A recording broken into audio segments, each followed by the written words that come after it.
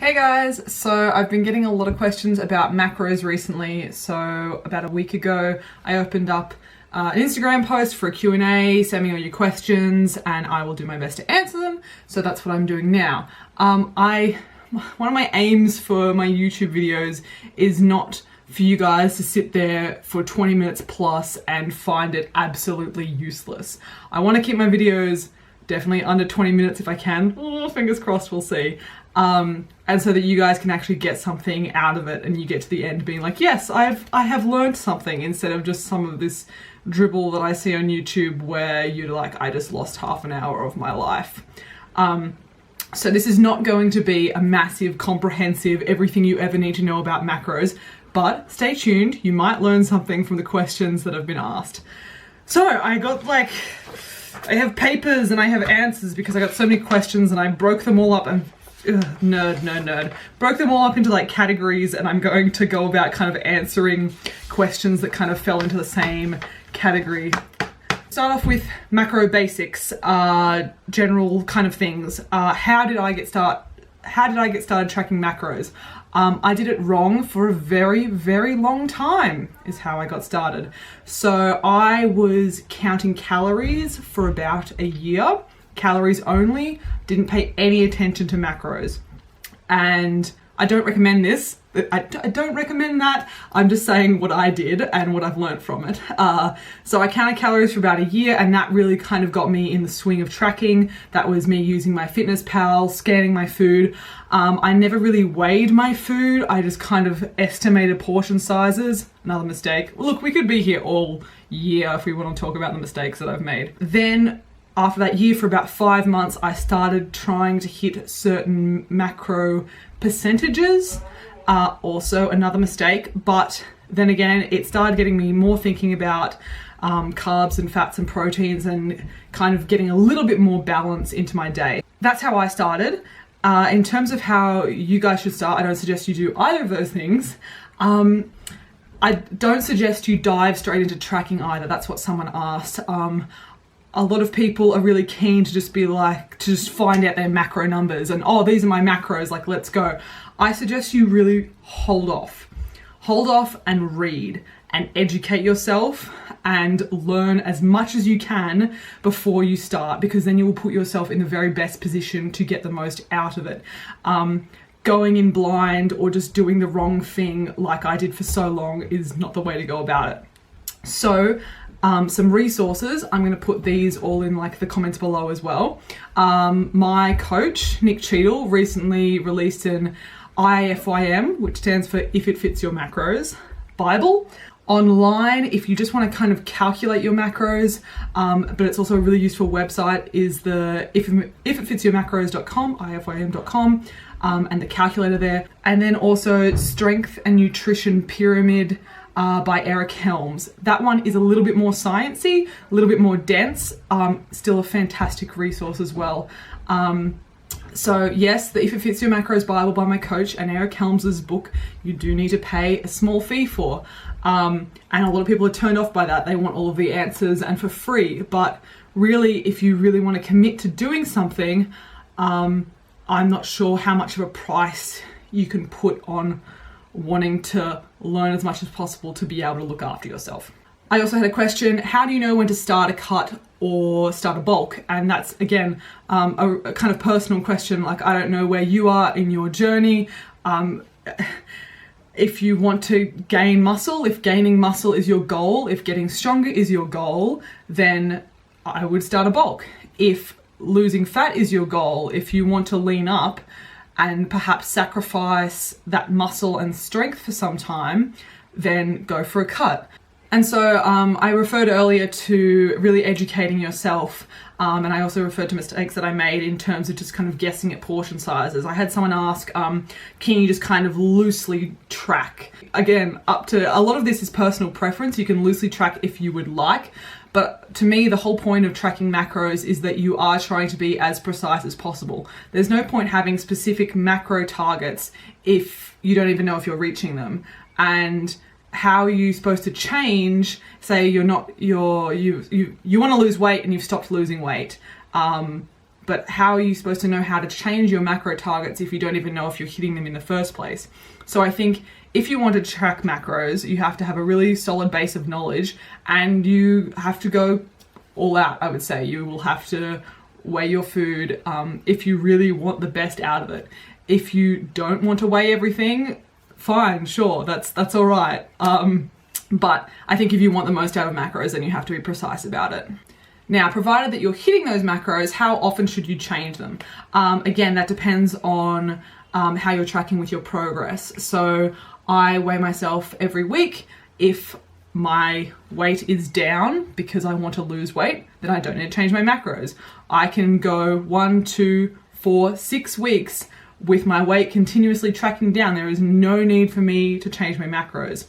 And again, if I'm wanting to gain weight and I'm gaining a small amount of weight each week, no need for me to change my macros. You only change your macros when you see your progress stall, if that's gaining weight or losing weight. You can wait either a week or 2 weeks before judging whether you want to change them or not. So that's some of the basics. I'm now going to talk about kind of planning your macros in a day, across a meal, across a week. So in order to hit your macros, you're going to need to plan your food in advance. You can't enter each day just being like, let's see what happens, because you're going to set yourself up for failure. You're going to be eating egg whites and broccoli for dinner. A lot of you asked about planning out macros per meal. How do I go from translating my macro targets into how much I should eat per meal? And this, again, comes down to a bit of a personal preference thing. I would say most people struggle with hitting their protein the most. I say you're on 150 grams of protein and you're having 5 meals a day. That means you're going to have about 30 grams of protein each meal. So figure out what your protein source is going to be to get 30 grams of protein for those 5 meals a day. You can then repeat this process, again, the same for carbs and also for fats if you would like. That's a really basic guide. You may also find that you can have more carbs pre and post workout. I tend to have the majority of my carbs for the day both before my workout to get some quick carbs in, get some energy, and then after my workout to kind of replenish those energy stores. It's going to take a lot of time to start with, entering things into MyFitnessPal and being like, oh, that doesn't work, and going back to the nutritional information, oh, what can I fit in here? But although it is painful for the first 2 weeks or so, you do get used to it and you do learn a lot. It's a really steep learning curve. You just kind of have to stick with it for 2 weeks or so. Another thing I also like to do is I like to save some carbs for the end of the day, for dessert. So I had a history of binging. It would often be nighttime when I would binge, and I would often binge on carbs. So right now I purposely save myself carbs for the end of the day when I'm the most kind of likely to binge, so that I can have myself that sweet treat at the end of the day, and that's all accounted for, and that keeps me on track. Another option in terms of spreading macros over the week is you can have a high carb day. Now I had 2 questions I'm going to kind of combine. I had one question about a refeed day and another question about falling off track over the weekend. So a refeed day is just a day where you eat a higher amount of carbs than any other day. I'm not going to give you any kind of specifics on how you should calculate that. I suggest that you refer to some of the resources that I've provided. And in terms of the falling off track on the weekend, that might also be a really good opportunity for you to incorporate a high carb day. If you've got this one day a week where you're allowing yourself more carbohydrates, it doesn't need to be a cheat day. It doesn't need to be a day that you fall off track, because you can enjoy a higher calorie, a higher carb meal and still have it fit into your overall plan for the week. Especially if you're dieting, it can be a little bit monotonous day in, day out to be eating like the same thing. So it can be a really good way to kind of stay on track if you have that kind of like one day a week that you're looking forward to. But instead of it just being like an untracked binge cheat meal, it's still a bigger meal and a meal that you enjoy, but you've stayed on track and kept track of everything. You can choose to do a bigger training session on this high carb day if you would like. You can choose not to. Personally, I do have one high carb day a week, and I move it around slightly depending on what occasions I have on that week. So for example, today, I actually went and had high tea with my nan for her birthday. So I made today my high carb day because there was lots of carbs and it was delicious. Okay, next topic, I had a couple of questions about getting stronger while in a calorie deficit. So when you're wanting to build muscle, you're literally trying to create new tissue. You cannot do this when you're eating less calories than you are burning. You can't be aiming to build new muscle tissue while you're in a calorie deficit. And maybe some people want to argue with me about how they've built muscle in a calorie deficit. Good on you. But really, it's not something that you should be trying to aim for. If you're wanting to build muscle, you're going to want to be in a calorie surplus. You want to be increasing the amount of weight that you're lifting over time, and you're going to want to have plenty of energy available in order to build that new muscle tissue. Now, this is not to be confused with getting stronger, because you can still get stronger while in a calorie deficit. It might not be as effective as if you were in a surplus. What happens is your kind of mind-muscle connection gets better. You can get better at activating your muscles. You get more efficient at using the muscle that you have. So you can still get stronger in a calorie deficit, but you're not really going to build more muscle. Okay, so I had a few questions about eating food out at restaurants and estimating.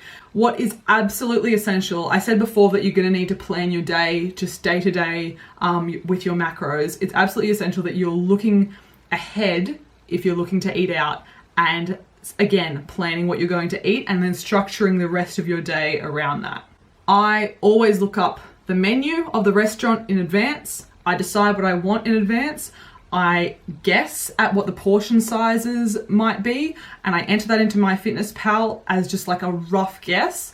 And then once I actually get to the restaurant and eat everything and whatever, then I can slightly adjust the portion sizes if need be. But the key is that I've planned in advance what I'm going to eat, and I've had a guess at how many calories, how many macros that's going to be.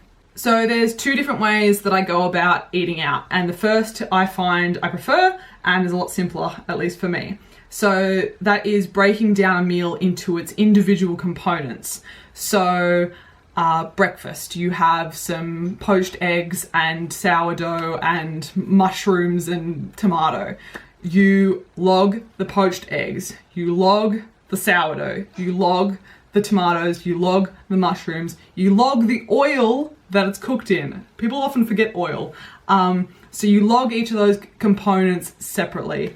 I do the same if I go out and have like a Thai stir fry. I log all of the vegetables separately. I log the rice, I log the chicken, I log the sauce. I do the same with burgers. I log the bun and the lettuce and the tomato and the beef and the cheese, and now we're just talking about food and I'm feeling hungry, guys. Therefore, in that case, I tend to avoid things like soups because I don't know what the fuck's in that. No idea. Mystery macros.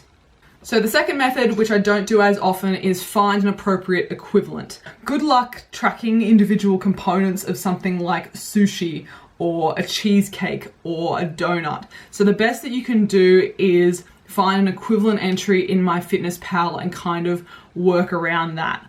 When I have a donut from Donut Time, for example, the Nutella donut from Donut Time, maybe I'll include a picture.